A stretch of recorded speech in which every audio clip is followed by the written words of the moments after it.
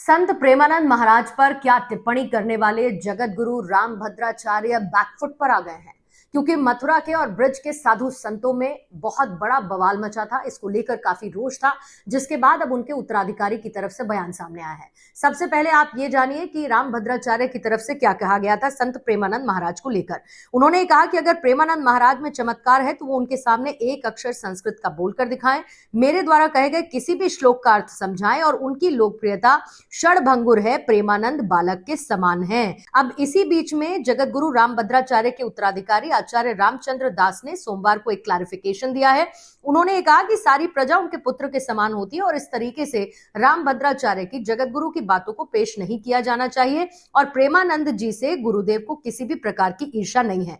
जगत गुरु रामभद्राचार्य, जिन्हें रामचरितमानस का मर्मज्ञ माना जाता है, बागेश्वर धाम के प्रमुख पंडित धीरेन्द्र शास्त्री से लेकर प्रधानमंत्री नरेंद्र मोदी के साथ भी उनके बहुत अच्छे रिश्ते हैं। लेकिन उनके इस बयान के बाद जो उन्होंने एक निजी इंटरव्यू में दिया, वो सोशल मीडिया पर वायरल हुआ, जिसको लेकर अलग अलग तरीके के बयान सामने आए और अलग अलग तरीके के पर्सपेक्टिव देखने को मिले।